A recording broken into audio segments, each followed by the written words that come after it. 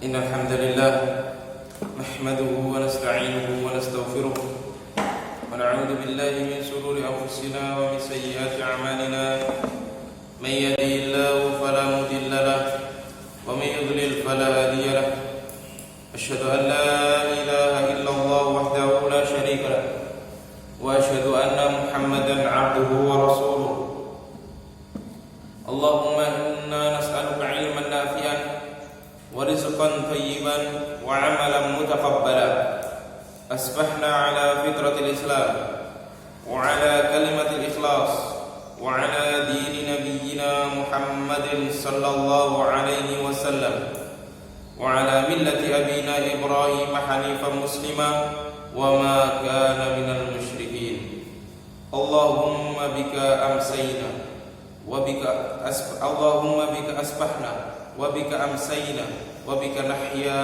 وبك نموت وإليك النشور أيها الإخوة rahimani wa rahimakumullah. Di pagi hari ini marilah kita awali aktivitas kita dengan dimulai dengan rasa syukur kepada Allah Subhanahu wa taala. Di mana dengan syukur kepada Allah, maka Allah Subhanahu wa taala akan memberikan tambahan atas nikmat yang telah diberikannya kepada kita. Sebagaimana Allah Subhanahu wa taala berfirman, la in syakartum la azidannakum. Jika kalian bersyukur, maka pasti kata Allah akan aku tambah. Wala in kafartum inna adzabi lasyadid. Namun sebaliknya, jika kalian kufur kepadaku, maka ketahuilah sesungguhnya azabku adalah sangat pedih. Tapi pada pertemuan yang telah lalu kita membahas tentang hadis Jibril perihal hal-hal yang dapat menambah keimanan seseorang kepada Allah Subhanahu wa taala. Di antaranya yang terakhir yang telah kita bahas pada pertemuan yang kemarin, cara untuk bisa menambah keimanan kita kepada Allah Subhanahu wa taala yakni dengan menghadiri majelis ilmu. Hudur majalis dzikri wal hirsu 'alaiha. Menghadiri majelis ilmu serta bersemangat dalam menghadiri hal tersebut. Bersemangat untuk datang ke majelis-majelis ilmu. Di sini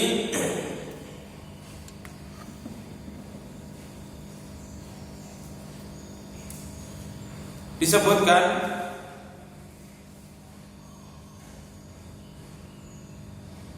pada halaman yang ke-54 Syekhul Islam Ibnu Taimiyah rahimallahu taala mengatakan, kana sahabatu radhiyallahu anhu yastami'una ahyanan ya'muruna ahaduhum yaqra wal baqun yastami'un. Syekhul Islam Ibnu Taimiyah rahimahullah taala mengatakan, dahulu para sahabat Rasulullah sallallahu alaihi wasallam pernah berkumpul. Di suatu ketika mereka itu berkumpul. Ya'muruna ahaduhum yaqra wal baqun yastami'un. Mereka menyuruh salah seorang dari sahabat-sahabat lain itu untuk membaca dan yang lainnya memperdengarkan. Yang lainnya memperdengarkan. Jadi ini diantara kebiasaan sahabat Rasulullah SAW ketika mereka itu berkumpul dalam satu majelis, ada perwakilan salah satu dari mereka untuk membaca Al-Quran, kemudian yang lain mendengarkannya. Karena perintah Allah Subhanahu wa taala di dalam Al-Quran, wa idza quri'al Qur'anu fastami'u lahu wa ansitu la'allakum turhamun. Allah Subhanahu wa taala sebutkan, apabila Al-Quran itu dibacakan, maka dengarkanlah baik-baik dan renungilah maknanya. Fastami'u lahu wa ansitu. Jadi mendengar, istama'a yastami'un, mendengar, kemudian wa ansitu, Tidak hanya kamu dengar saja bacaan Al-Quran itu, tapi harus kamu pahami maknanya. Dengarkan sekaligus pahami maknanya, la'allakum turhamun, agar kalian itu mendapatkan rahmat dari Allah Subhanahu wa ta'ala. Nah, berarti mendengarkan Al-Quran disertai dengan mentadaburinya termasuk salah satu sebab Allah Subhanahu wa ta'ala memberikan rahmat. Nah, kalau Allah Subhanahu wa ta'ala memberikan rahmat kepada seseorang, berarti orang tersebut bertambahlah keimanannya.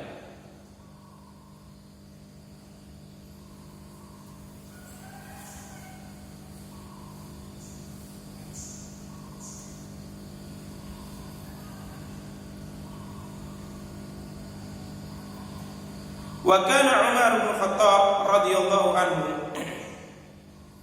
dahulu Umar bin Khattab radhiyallahu anhu mengatakan, ya Aba Musa,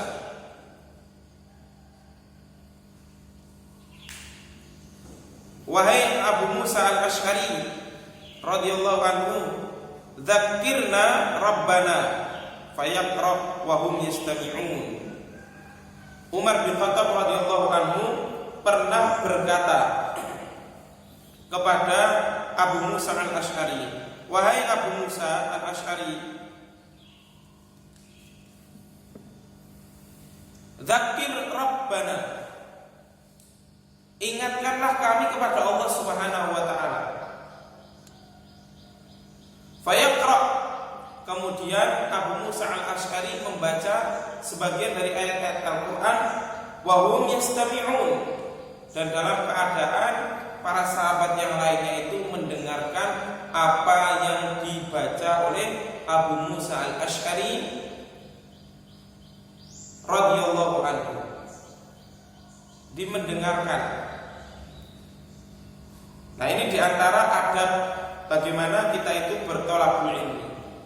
Ketika ada seorang guru yang menjelaskan, maka adabnya adalah istami'u.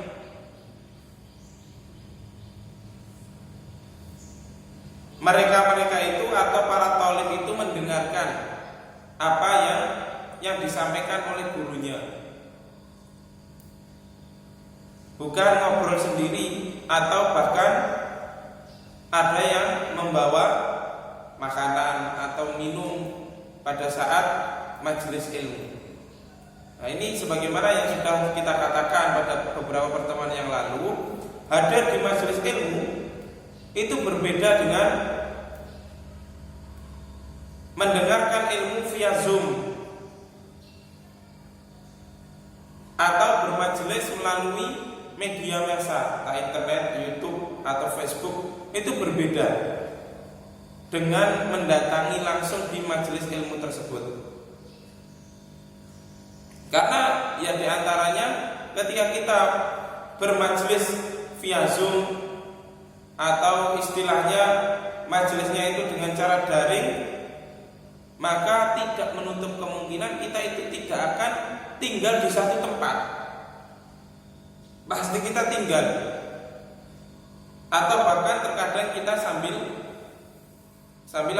layar-layar, sambil berbaring. Nah, sedangkan adab yang bagus adalah ketika bermajelis ilmu itu maka dengarkan apa yang disampaikan.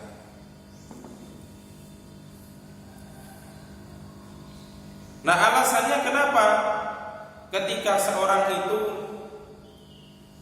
mendengarkan kalam-kalam ilahi, mendengarkan firman Allah Subhanahu wa ta'ala, kok bisa menjadikan ketika dia datang di majelis ilmu, kok bisa menjadikan dia untuk bertambah keimanannya? Karena majelis ilmu itu di sini disebutkan li'annal 'abda fi majalisi dzikri yasma'u ma yahuthuhu 'ala ta'ati.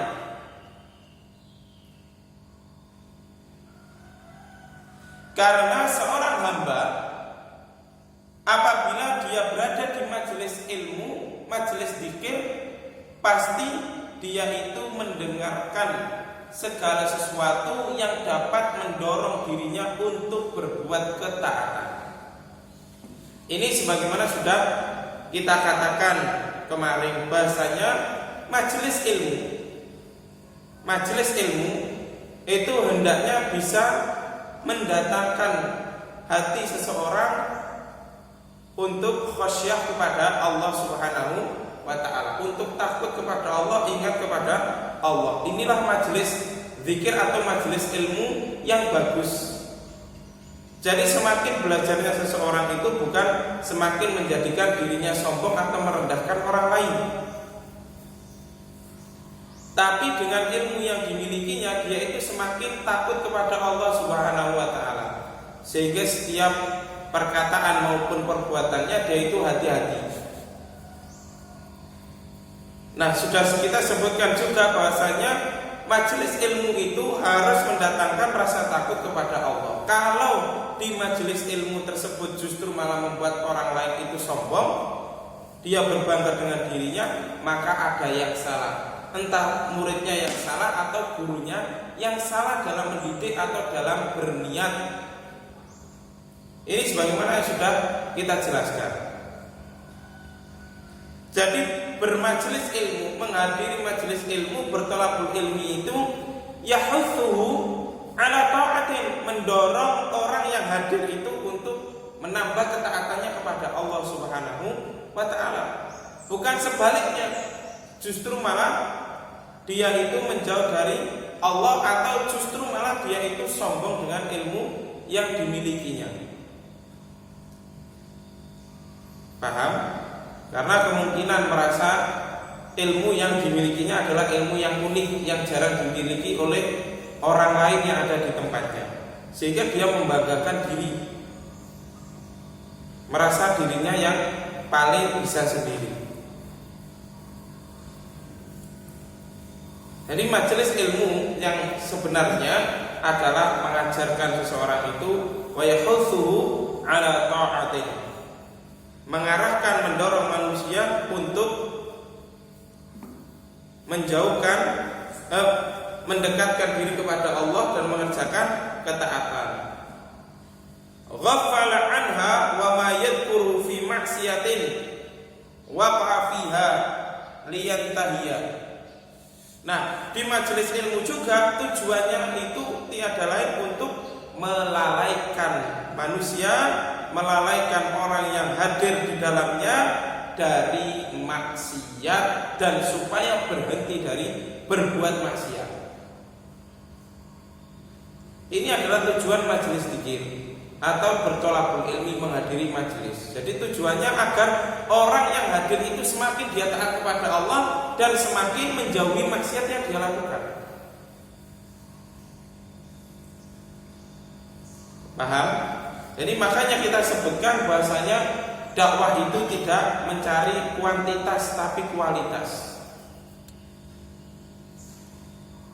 Kita bisa lihat bagaimana para nabi-nabi terdahulu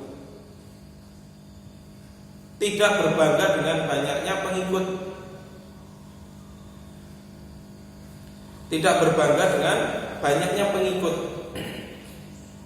tapi bagaimana pengikut atau orang-orang yang ikut kepada dakwahnya dengan yang sedikit itu, bagaimana agar benar-benar dia itu atau mereka itu taat kepada Allah Subhanahu wa ta'ala dan berhenti dari maksiat yang dilakukan. Dan itulah hakikatnya keberhasilan dalam berdakwah. Sebagaimana Rasulullah SAW mengatakan kepada Ali, wahai Ali, jika salah seorang di antara kalian mendapatkan petunjuk dari Allah Subhanahu wa ta'ala lewat perantara dirimu, maka itu lebih baik daripada onta merah, lebih baik daripada kendaraan yang paling mahal pada zaman Rasulullah SAW.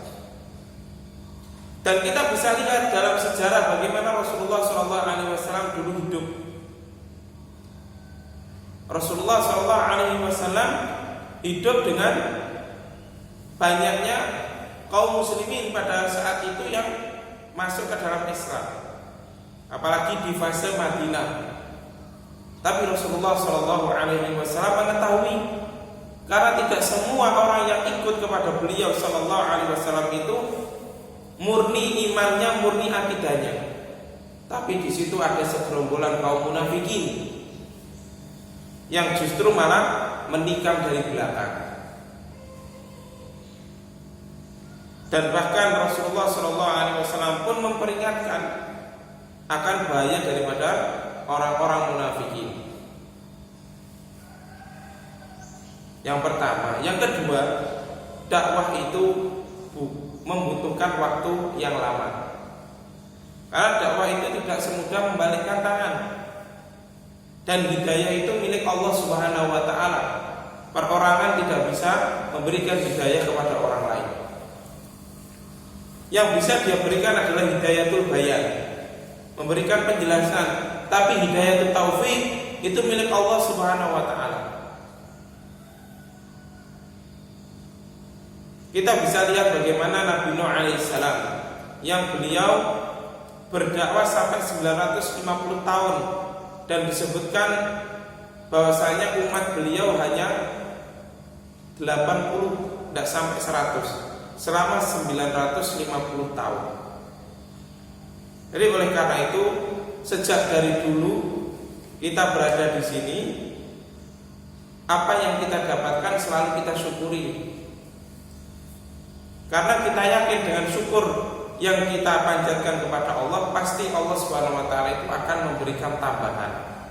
Meskipun sedikit tapi pasti, daripada banyak tapi kemudian hilang tanpa jejak.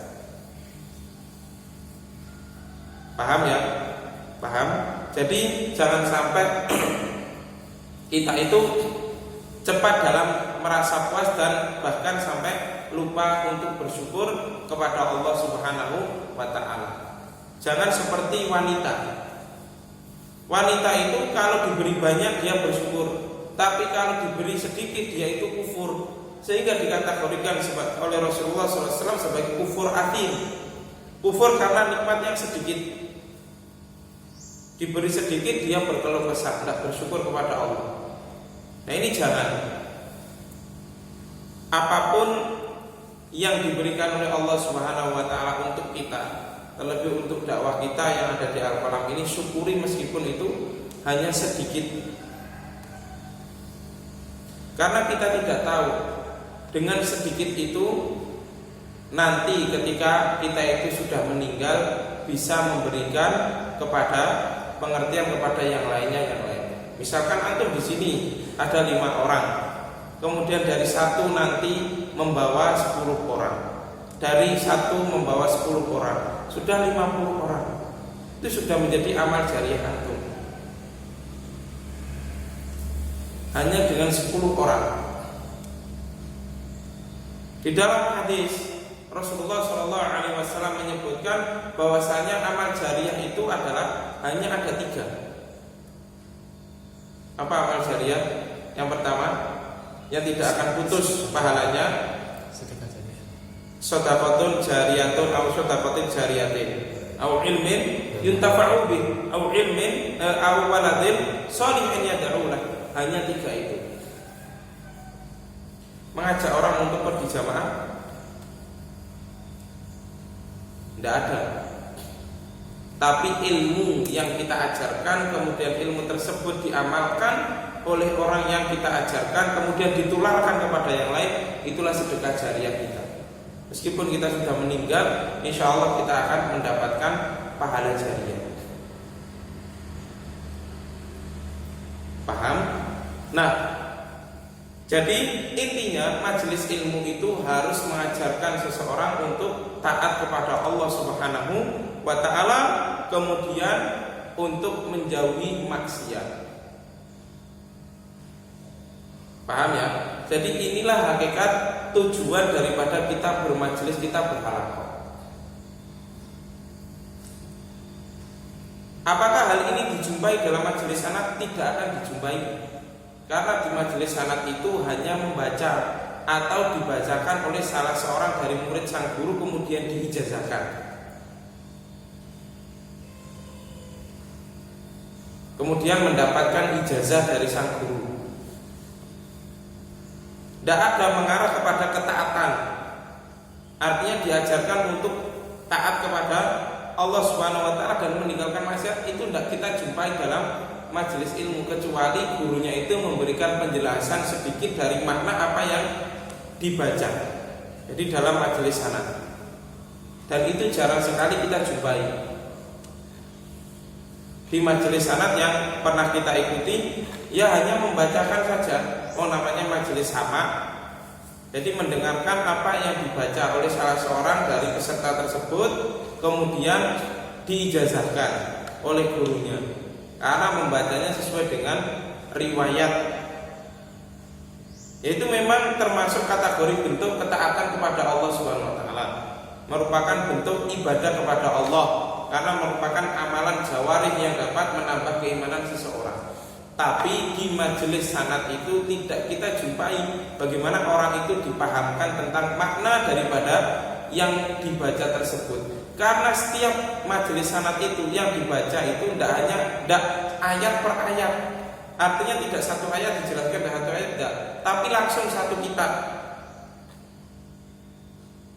Misalkan antum mau mengambil sanad Al-Quran, misalkan antum mau mengambil sanad juz amma, maka yang dibaca adalah juz amma dan tidak dijelaskan bagaimana makna juz amma atau tafsir daripada juz amma.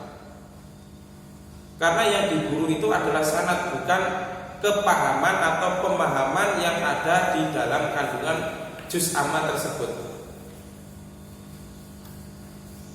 Ini sebagaimana kita katakan, kita jelaskan kemarin. Jadi jangan sampai kita itu hulu, melampaui batas dalam hal persanatan, kemudian kita melalaikan dengan mentadaburi Al-Quran. Karena kata Al-Imam Ibnu Qayyim, membaca Al-Quran sekaligus mentadaburinya itu lebih baik daripada hanya sekedar mengkhatamkan Al-Quran. Karena dengan membaca sekaligus mentadaburinya, mempelajarinya, itu lebih bermanfaat di hati daripada hanya sekedar membaca dan mengkhatamkannya. Dan kita bisa lihat bagaimana sejarah para ulama-ulama kita terdahulu, para ulama-ulama kita, para salafus saleh.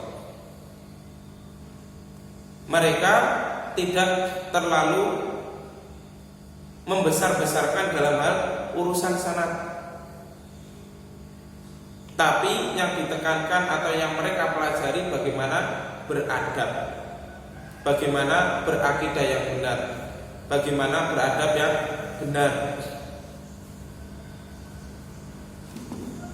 bagaimana berfikih yang benar.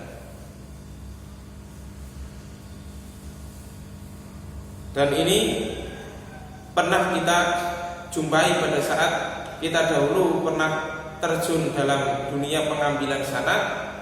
Ada sebagian guru itu yang tidak mau memberikan sanad kecuali manhaj muridnya itu sama dengan gurunya, akidahnya sama dengan akidah gurunya. Kalau akidah gurunya itu Asy'ari, maka sang murid tertuntut harus untuk Asy'ari, baru dia diberikan sanad. Kalau gurunya Ahlussunnah, maka sang murid harus berakidah Ahlussunnah wal Jamaah. Ada yang memberikan syarat seperti itu. Nah, sehingga kalau dia itu hanya pindah akidah pada saat itu saja, hanya ingin mendapatkan syarat, berarti dia itu melakukan kamuflase, melakukan tipuan, hanya ingin mendapatkan ijazah.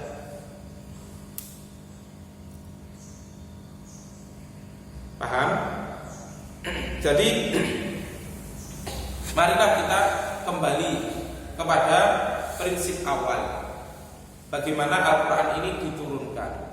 Jadi Al-Quran ini diturunkan oleh Allah Subhanahu wa taala, ya ayyuhan nas qad ja'akum mau'izatun min rabbikum wa syifaa'un lima fis sudur.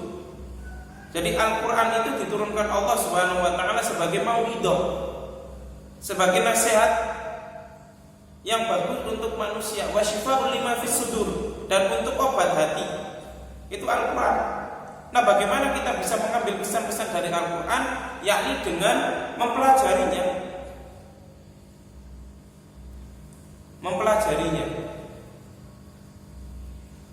Mempelajari isi kandungan yang ada di dalam Al-Quran. Itu maka kita akan mendapatkan nasihat-nasihat dari Al-Quran.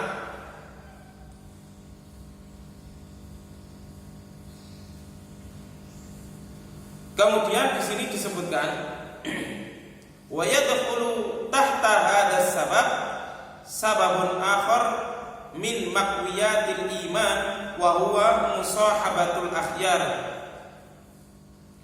Dan masuk dalam kategori bermajelis dzikir ini adalah ada hal lain yang dapat memperkuat keimanan seseorang, yakni dengan musahabatul akhyar, berteman dengan teman yang baik. Berteman dengan teman yang baik. Maka disebutkan oleh sebagian salaf, ketika teman itu tidak bisa mengarahkan kamu kepada hal yang baik, maka tinggalkan teman itu. Ini adalah min babil aula, dalam hal apa? Keafdoliyahan. Bukan kemudian kita tidak boleh berteman dengan orang tersebut, tidak, tapi masuk pada min babil aula, masuk pada keafdoliyahan. Jadi teman itu, teman yang baik adalah teman yang bisa membawa dirimu untuk taat kepada Allah Subhanahu wa taala. Karena teman yang bisa mengajak kepada ketaatan kepada Allah Subhanahu wa taala, secara otomatis kamu akan bertambah keimanannya ketika kamu bareng sama-sama mengerjakan apa yang diperintahkan Allah Subhanahu wa taala. Inilah yang teman yang baik, musahabatul akhyar. Nah, bagaimana seorang itu bisa mengajak orang lain untuk berbuat kebaikan? Ya harus belajar.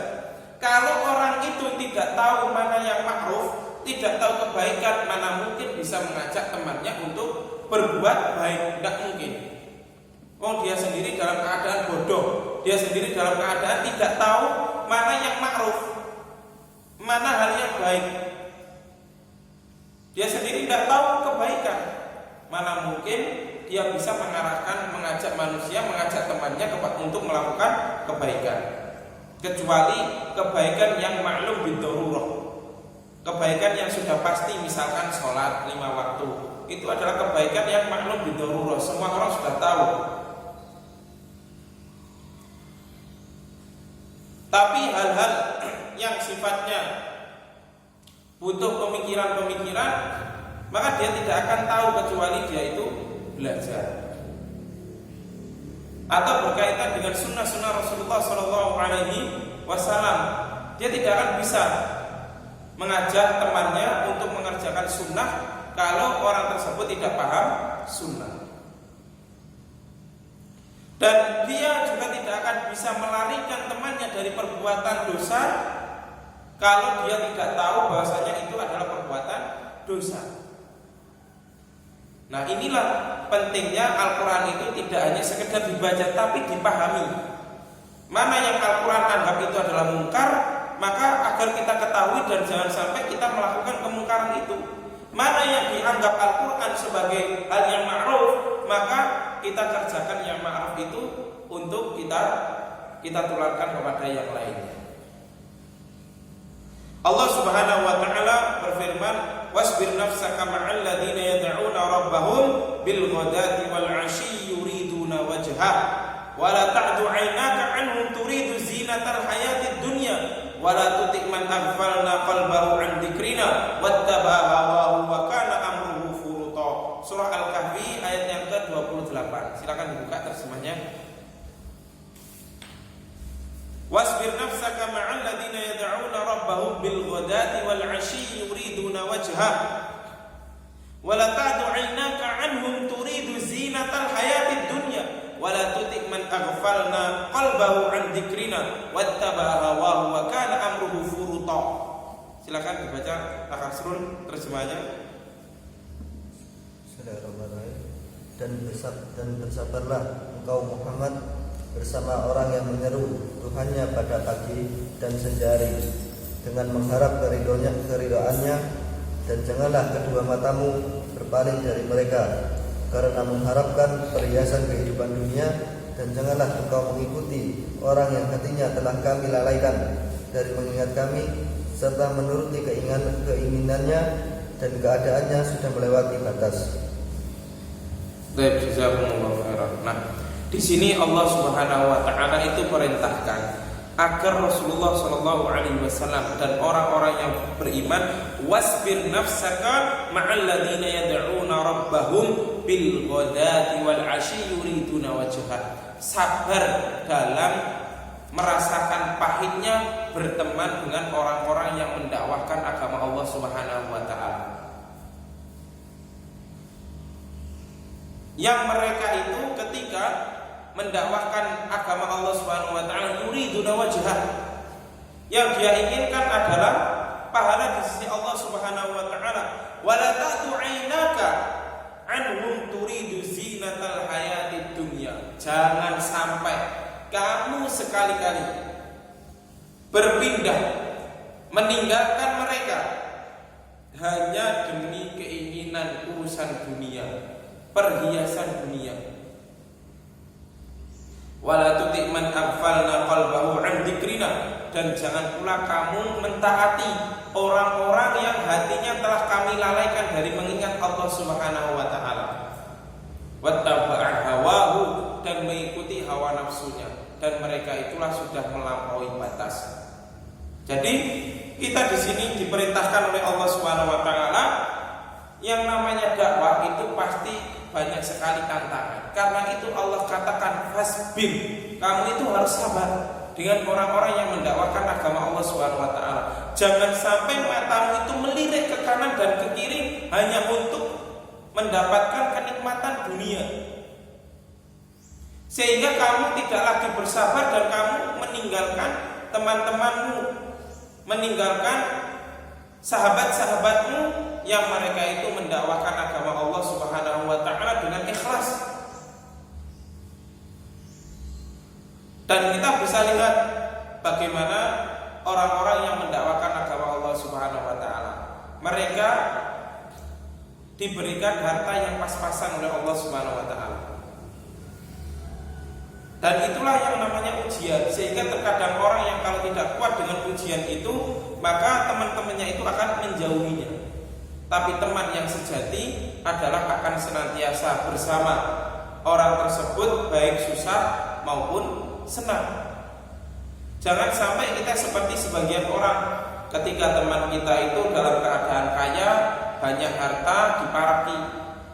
Tapi ketika hartanya itu sudah habis, berkurang, dia sudah tidak bisa memberi lagi, dia sudah tidak bisa ngajak bareng-bareng lagi, akhirnya meninggalkan.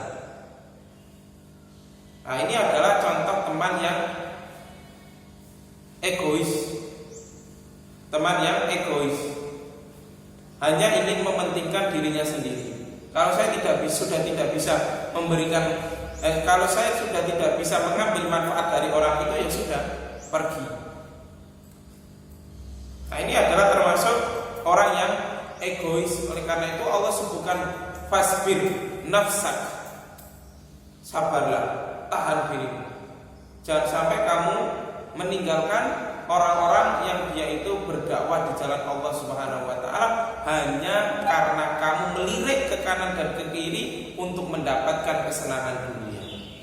Wa kana amru furuta. Hal yang tersebut sudah merupakan hal yang melampaui batas. Di antara hal yang dapat menambah keimanan kita, yakni apa tadi? Musahabatul akhyar, berteman dengan teman yang baik, teman yang dapat mengingatkan kepada perbuatan yang baik, dan teman yang dapat mengingatkan dari agar tidak melakukan perbuatan maksiat. Sebagaimana tadi sudah kita katakan, ada sebagian salaf yang mengatakan teman yang baik adalah teman yang dapat mengajak kamu untuk berbuat kebaikan. Kalau tidak bisa seperti itu, tinggalkan. Dan bahkan ada sebagian salaf juga yang dibawakan oleh Al-Imam Ad-Dhahabi kalau tidak salah dalam kitab beliau Syiar A'lamin Nubala, beliau menyebutkan ada sebagian ulama itu yang ngomong dengan muridnya, kalau kamu berteman dengan saya dan kamu tidak bisa mengambil kebaikan dari saya, silahkan kamu tinggalkan saya. Ini Masya Allah kita bisa lihat bagaimana ketawaduan orang-orang ulama kita salafus saleh. Padahal sudah jelas ulama. tapi mengatakan kalau kamu tidak bisa mengambil kebaikan dari diri saya, silakan kamu pergi. Cari orang yang bisa mengajak kamu untuk mendekatkan diri kepada Allah Subhanahu wa taala. Nah, mendekatkan diri kepada Allah Subhanahu wa taala yang paling utama dengan apa? Dengan tauhid. Karena taqarrub itu kaitannya dengan amalan hati. Kalau tauhidnya rusak, ya percuma dia ibadah apapun tidak akan diterima oleh Allah Subhanahu wa taala. Thaminan, yang ke-8, di antara hal yang dapat menambah keimanan seorang adalah al-bu'du 'anil ma'asi. Menjauh dari perbuatan maksiat. Nah, ini sudah jelas sekali. Kalau orang itu terjun dalam maksiat, maka pasti imannya itu berkurang. Nah, kalau dia itu menjauh dari maksiat, secara otomatis imannya itu akan bertambah. Imannya itu akan semakin bertambah.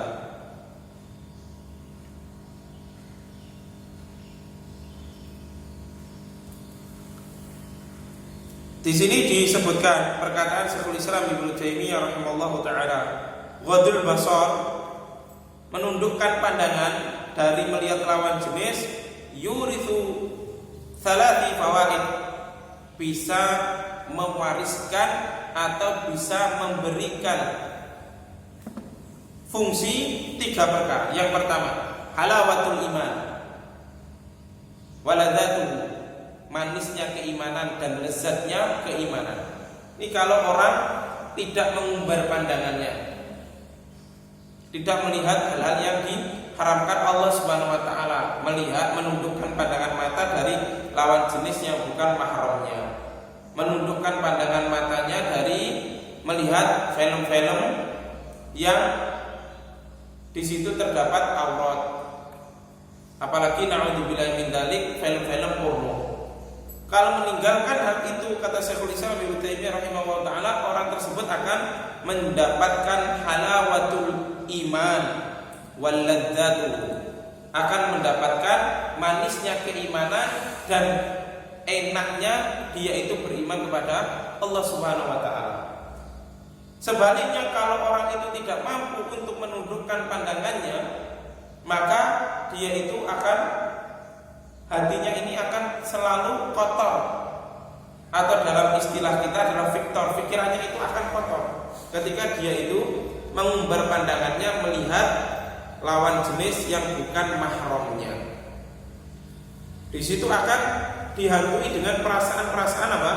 Perasaan-perasaan syahwat, perasaan-perasaan untuk menuruti hawa nafsunya. Ini akibat ketika seorang itu tidak ghadul basar. Tapi kalau orang itu ghadul basar, maka kata Syekhul Islam Ibnu Taimiyah rahimahullah taala, dia akan mendapatkan halawatul iman wal ladzatuh, nikmatnya, manisnya iman dan kelezatannya. Yang kedua, nurul qalbi, akan mendapatkan, hatinya itu akan tersinari, artinya tersinari dengan cahaya Allah Subhanahu wa taala, sehingga dia itu terjauhkan dari pikiran kotor tersebut. Yang ketiga adalah quwwatul qalb, kuatnya hati, tidak mudah terombang-ambing. Kuatnya hati tertahan dari melakukan maksiat.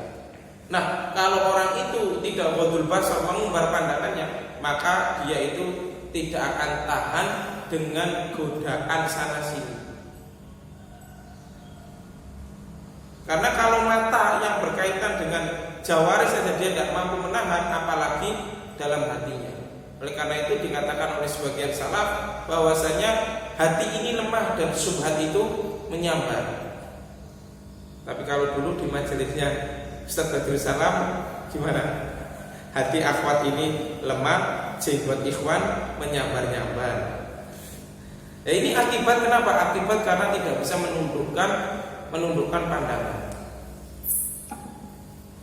Dan yang akhwat sendiri terkadang juga dia itu terlalu latah pasang foto di FB atau di media massa, sehingga banyaknya para buaya darat menggoda dirinya. Nah ini maka tidak boleh menyalahkan hanya yang ikhwannya saja. Dua-duanya itu harus disalahkan, karena ada aksi pasti ada reaksi. Itu sudah merupakan hukum kausalitas, hukum sebab akibat. Al-asbab wal musabbibat. Jadi adanya aksi pasti ada reaksi. Adanya reaksi para buaya darat ya karena adanya aksi. Karena adanya aksi, sang akhwat sering pasang apa? Pasang foto di media massa. Apalagi naudzubillah min dzalik, kalau akhwat sudah jualan apa? Jualan baju. Nah itu secara otomatis pasti dia pajang dirinya pakai gamis tersebut atau gimana. Nah ini sehingga menyebabkan para buaya darat ingin segera menggodanya.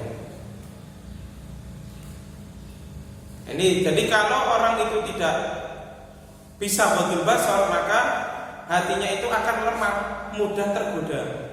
Ada cewek cantik sedikit aja langsung matanya itu jelalatan. Tapi kalau dia itu bisa ghadul basar, maka hatinya itu akan kuat. Kalau melihat ada orang misalkan akhwatnya sudah biasa, tidak akan mudah hati ini tergoda, apalagi langsung nafsu birahinya memuncak. Waliyadzubillah. Qala al-Imam Ibnu Mubarak mengatakan ra'aitu dzunub tumitul qulub wa qad yurithu dulla idmanuha wa tarkud dzunub hayatul qulub wa khairun li nafsika isyanuha. Ini al-Imam Ibnu Mubarak rahimallahu taala membawakan sebuah bait syair. Ra'aitu dzunub tumitul qulub. Aku melihat bahwasanya perbuatan dosa itu bisa mematikan hati. Semakin banyak dosa yang dilakukan oleh seorang hamba, maka semakin hatinya itu akan mati. Kata Al-Imam Ghazali rahimahullah ta'ala, hati seseorang itu ibarat cermin.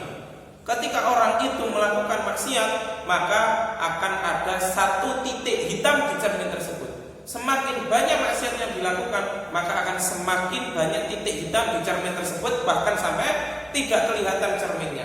Itu berarti menandakan hatinya sudah mati. Sehingga ketika mendengarkan ayat-ayat Al-Quran, artinya mendengar pesan-pesan dari Al-Quran maupun hadis Rasulullah SAW, tidak mempan, sudah tebal. Karena apa? Hatinya sudah mati, tertutup. Falamma zaghu azaghallahu qulubahum, kata Allah. Ketika hati seorang itu sudah melenceng dari kebenaran, maka Allah akan melencengkan hatinya. Na'udzubillah min dzalik. Inilah makar Allah Subhanahu wa taala yang harus kita takuti. Kalau hati kita ini sudah melenceng, kita sudah malas menghadiri majelis ilmu, maka pasti kita itu akan mencari-cari alasan untuk tidak hadir di majelis ilmu. Pasti itu.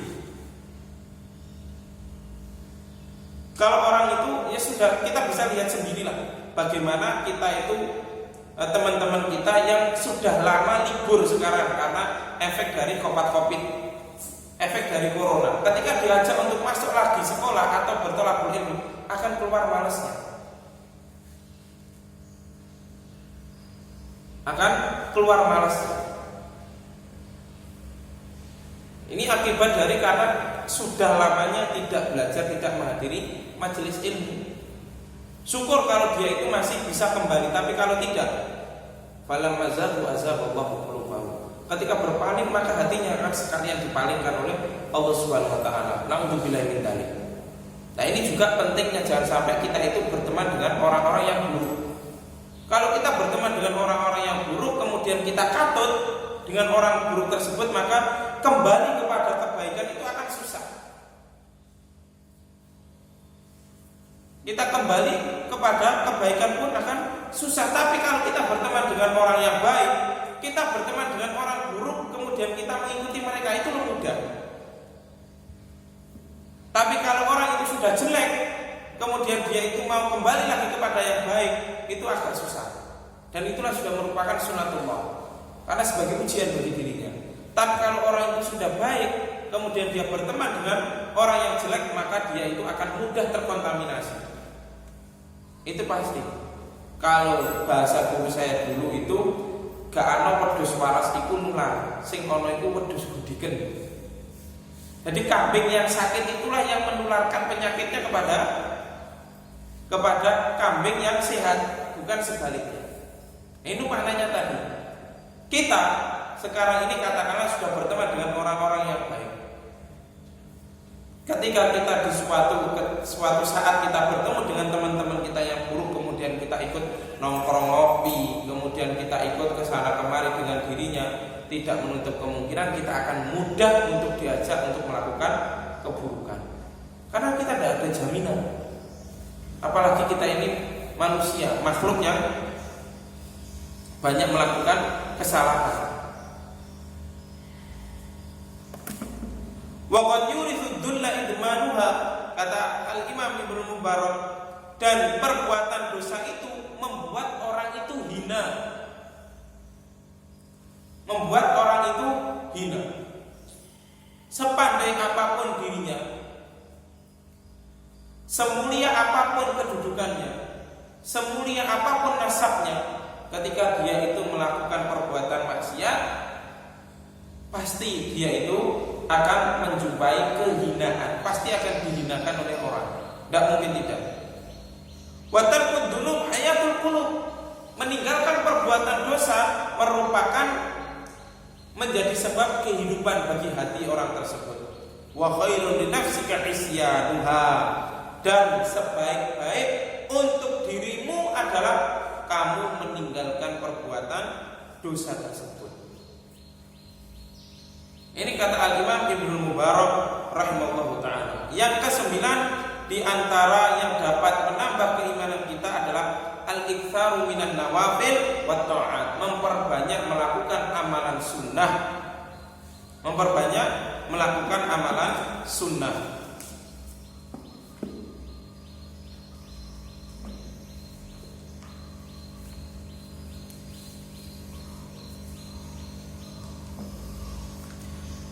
Tapi di sini disebutkan dalam halaman 61, ma taqaddama min asbabil asyrah hiya min ahammi asbabi ziyadatil iman. Wa hunak asbabun ukhra. 10 tadi yang sudah disebutkan, 9 tadi yang sudah disebutkan. Oh maaf, 10 ya. Di sini ada 10. Su'alullah ta'ala ziyadat iman wajazdi. Yang ke-10 adalah berdoa kepada Allah Subhanahu wa taala agar diberikan tambahan keimanan. Sebagaimana gimana doanya yang sudah kita hafalkan?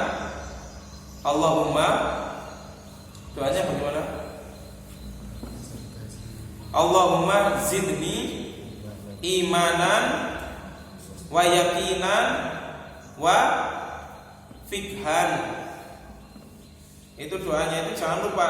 Jadi yang ke-10 adalah meminta kepada Allah agar diberikan tambahan keimanan. Nah, dari 10 hal tersebut, maka di situ juga ada sebab-sebab yang lain yang bisa menambah keimanan seseorang. Di antaranya kal amri bil ma'ruf wan nahyi 'anil munkar. Beramar ma'ruf nahi munkar. Nah, amar ma'ruf nahi munkar ini termasuk hal yang dapat menambah keimanan seseorang. Sebaliknya, kalau orang itu meninggalkan amal ma'ruf nahi munkar, bahkan melakukan kemungkaran, padahal dia tahu itu adalah munkar, maka dia akan, hatinya itu akan dosa, hatinya itu akan mati, sebagaimana tadi dikatakan oleh Al-Imam Ibnu Mubarak. Nah, orang kalau dia itu tidak kenal ma'ruf dan tidak kenal munkar, dia tidak mungkin bisa amar ma'ruf nahi munkar. Nah, yang paling bersinggungan dengan amal ma'ruf nahi munkar apa? Belajar tauhid, belajar akidah. Karena Allah Subhanahu wa taala sudah tetapkan bahwasanya pasti ada di sekelompok manusia itu yang menyembah kepada Tuhan. Pasti yang melakukan kesyirikan itu pasti ada, tidak mungkin tidak. Nah, kalau orang itu tidak paham tauhid dan tidak paham syirik, mana mungkin bisa beramal ma'ruf nahi munkar? Tidak akan mungkin.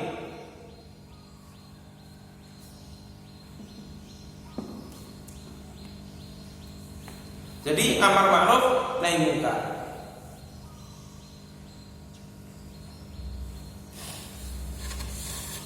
Bisa dilihat di dalam Al-Qur'an Al-Hasrun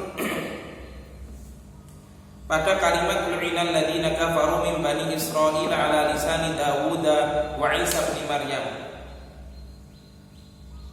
Lu'inal ladzina kafaru min bani Israil ala lisani Dawud wa Isa bin Maryam. Silakan buka ayatnya. Itu karena sebab mereka itu meninggalkan amar ma'ruf nahi munkar sehingga diberikan laknat oleh Allah Subhanahu wa taala. Karena meninggalkan amar ma'ruf nahi munkar.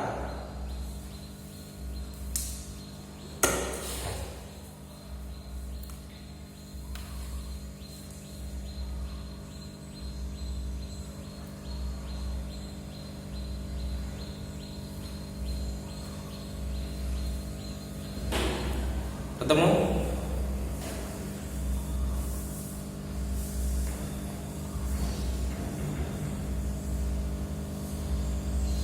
Belum ketemu?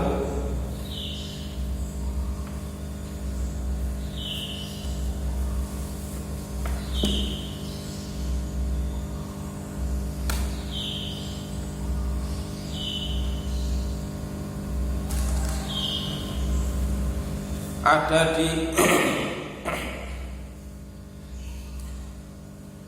surat Al-Maidah ayat yang ke-78.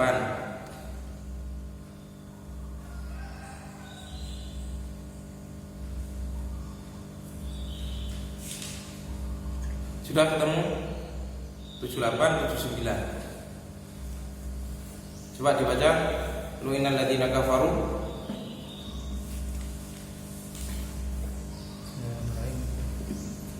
Lu'inal ladzina kafaru min bani Israil ala lisani Dawud wa Isa bin Maryam.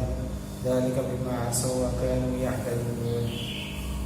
Terus lanjutnya. Kanu la yatanahawna 'an munkarin fa'aluhu. Labisa ma kanu yaf'alun. Nah, artinya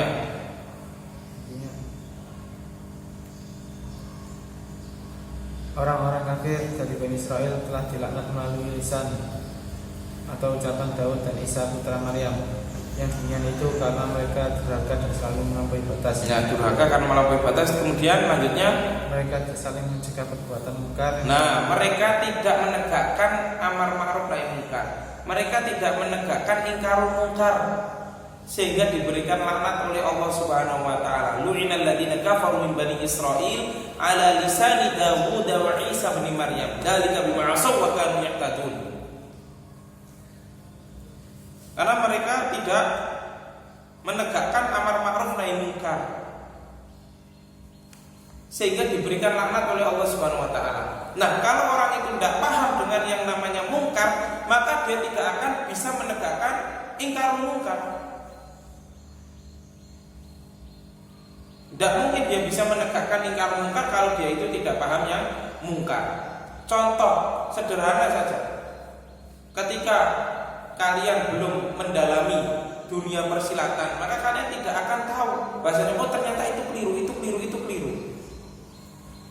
Tapi ketika kalian itu sudah mendalami dalam dunia persilatan, kemudian antum mendalami tauhid, mendalami Al-Quran, maka kamu itu akan mengetahui, oh itu keliru, itu salah, sehingga bisa beringkar mungkar, menjelaskan kepada yang lain, sudah kamu tidak usah ikut itu aja. Itu adalah kemungkaran. Tapi ketika tidak mengetahui, mana mungkin dia bisa melakukan ingkar mungkar. Nah, kalau itu sudah tahu mungkar, tapi justru malah membiarkannya, kalau sudah tahu mungkar dan dia itu membiarkannya, bahkan dia ikut di dalamnya, Allah katakan tadi, lu'inal ladzina kafaru. min Bani Israil akan diberikan laknat oleh Allah Subhanahu wa taala. Sudah tahu itu syirik, tapi wis gak apa-apa lah. Balik jahiliyah lagi. Kembali ke jahiliyah lagi sebentar. Ini ada kata-kata penghinaan kepada syariat Allah Subhanahu wa taala. Sudah tahu itu adalah perbuatan jahiliyah, kok dia masih datang ke sana, bahkan ikut andil di dalamnya. Nah, ini kan termasuk pelecehan terhadap syariat Allah Subhanahu wa taala. Naudzubillahi min dzalik. Tidak peduli dia hafal Quran apa tidak, selagi dia tahu itu adalah mungkar, itu adalah syirik, tapi justru malah mengajak manusia untuk ke sana. Masya Allah. Allah tadi kata dulu, innal ladzina kafaru min bani Israil ala lisani Dawud wa Isa bin Maryam dzalika bima asaw wa kanu ya'tadun kanu la yatanahawna 'anil munkarin fa'alu labisa ma kanu yaf'alun. Dulu sebabnya kenapa mereka dilaknati oleh Allah? Karena dahulu mereka itu tidak mencegah dari kemungkaran, bahkan berbuat kemungkaran. Kemudian ada lagi sebab yang dapat menambah keimanan seorang, yakni ziaratul kubur, berziarah kubur, wa ta'ammul siratan Nabi sallallahu alaihi wasallam, mempelajari sirah Nabi Muhammad sallallahu alaihi wasallam, wa qiraah fi siyaris salaf. Nah, ini membaca biografi atau membaca siyarus salaf, perjalanan para salafus shalih, mempelajari apa? Biografinya, mempelajari bagaimana para salaf dahulu. Karena dengan mempelajari atau melihat sejarah Rasulullah dan sejarah para orang-orang shalih terdahulu, maka akan ada motivasi bagi kita untuk mengerjakan perbuatan baik dan mencontoh mereka. Al-Imam Abu Hanifah, beliau adalah ulama fikih rahimahullah ta'ala, mengatakan, aku mempelajari sirah atau sejarah para ulama itu lebih aku cintai daripada aku belajar fikih. Ini kata Al-Imam Abu Hanifah rahimahullah ta'ala. Kenapa ya? Karena dengan kita belajar sirah, maka kita akan mendapatkan faedah, ternyata ulama salaf itu dulu seperti ini. Ternyata ulama salaf itu ketika ada orang yang hadir di majelisnya hanya 3 saja, lebih dari 3 saja tidak mau ngajar, dikhawatirkan karena dirinya itu terjerumus dalam hal riya. Ini adalah sirah. Sejarah ada salaf yang melakukan seperti itu. Nah, ini bisa memotivasi kita, jangan sampai kita berbangga dengan banyaknya yang ikut di majelis, dan jangan pula bersedih ketika kita itu sedikit yang hadir di majelis, karena yang banyak hadir di majelis itu tidak menutup kemungkinan akan membuat diri kita ini ujub, membuat diri kita ini bangga, murid saya sudah banyak. Ini makanya salaf itu kehati-hatiannya. Nah, kalau tidak mempelajari sejarah para salaf, tidak pernah membaca, mana mungkin bisa mengambil pelajaran. Jadi ini pentingnya. Ihtimam bi'amalil qulub, perhatian dengan amalan hati, kal khaufi war raja'i wal mahabbah wa tawakkul wa ghairuha, wa du'a ila Allah, berdoa kepada Allah, wa da'wah ila Allah, mendakwahkan agama Allah Subhanahu wa taala. Ini bisa menambah keimanan. Wa taqallul minad dunya wa minal mubahat wal fudul fit ta'am wal kalam wan nadar, meminimalisir urusan dunia, tidak perlu terlalu tersibukkan dengan urusan dunia, termasuk juga tidak terlalu melakukan hal-hal yang mubah. Jadi meminimalisir urusan dunia, hal-hal yang mubah, hal-hal yang fudul. Yang fudul itu yang kurang bermanfaat. menghindari banyak makan, banyak bicara, dan banyak memandang. Nah, ini juga termasuk hal-hal yang dapat menambah keimanan seseorang. Jadi taqallul minad dunia, meminimalisir urusan dunia. Jadi hal-hal yang mubah, hal-hal yang kurang bermanfaat itu ditinggalkan. Paham ya? Jadi hal-hal yang mubah itu kerjakan seperlunya saja. Hal yang mubah kerjakan seperlunya. Kalau kamu tidak butuh dengan hal yang mubah itu, ya sudah, jangan kerjakan. Karena dunia ini adalah ladang untuk akhirat. Karena kita tidak selamanya akan hidup di dunia ini. Maka tinggalkan. Kita ambil bagian dunia ini seperlunya saja. Kalau kita tidak perlu, ya sudah, jangan diambil semuanya. Tidak perlu. Jadi harus meminimalisir urusan dunia.